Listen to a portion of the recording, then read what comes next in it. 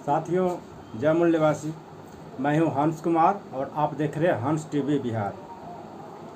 साथियों, ओबीसी का गिनती इस देश में नहीं हो पा रही है।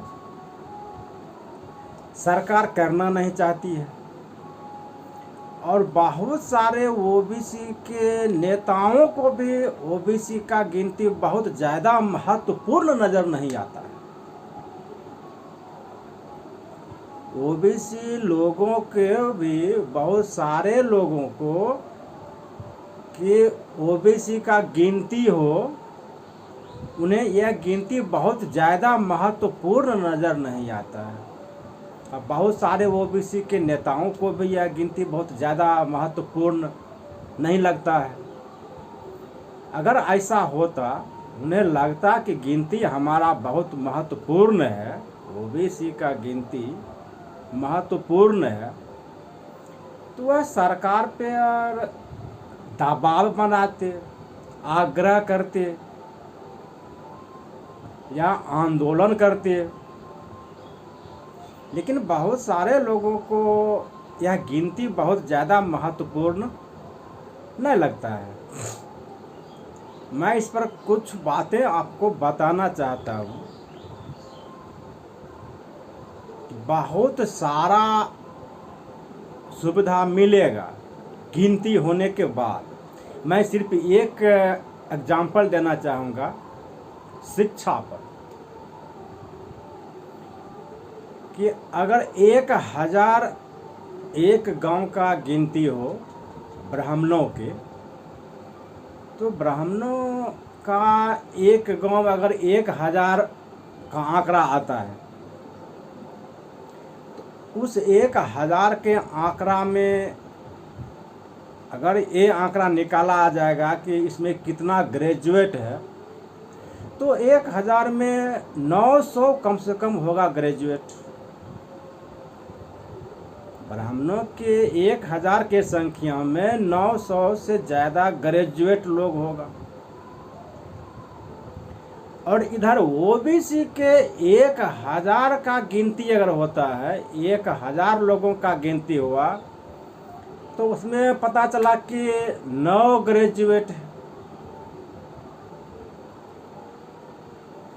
तो उनके 1000 में 900 ग्रेजुएट, ओबीसी के 1000 में 9 ग्रेजुएट।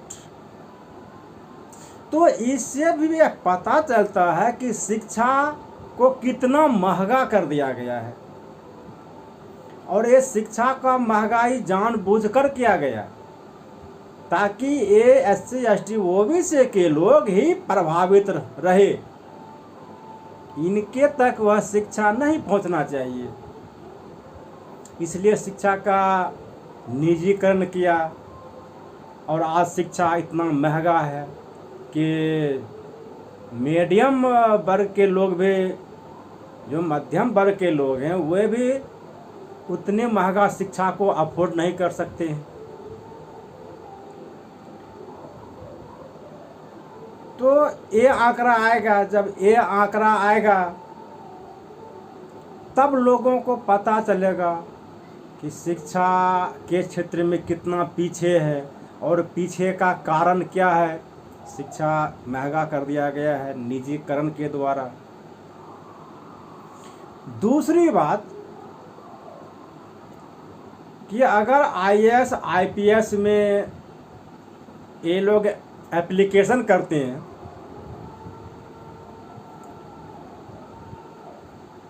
तो जो कंपटीशन में पास हुए,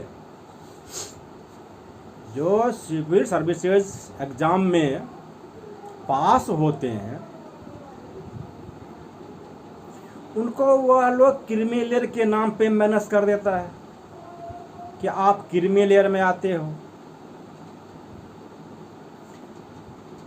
जिसके पास पैसा है, जिस ओबीसी के पास पैसा है, वह अपने बच्चों को ग्रेजुएट कराते हैं।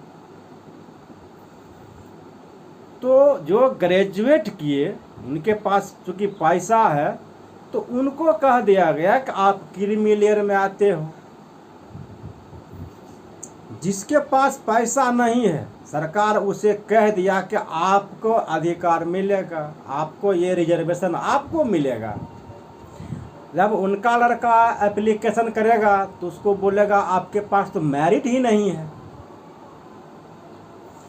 तो इनको मेरिट के नाम पे माइनस कर दिया, और जिसके पास मेरिट है उसे क्रीमी लेयर के नाम पे माइनस कर दिया। तो इससे क्या हुआ,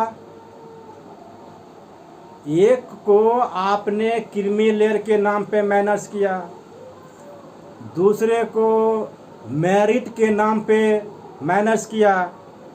इसका मतलब है कि जो संवैधानिक अधिकार है, जो रिजर्वेशन है, वह क्या हो गया, शून्य हो गया। न मेरिट वाले को दिए, जिसके पास मेरिट है उसको आप क्रीमी लेयर में आते हो ऐसा बोले, और जिसके पास मेरिट नहीं है उसका तो एप्लीकेशन ही रद्द हो गया। तो ना उसे मिला ना इसे मिला, रिजर्वेशन जीरो हो गया, शून्य हो गया। ये एक षड्यंत्र है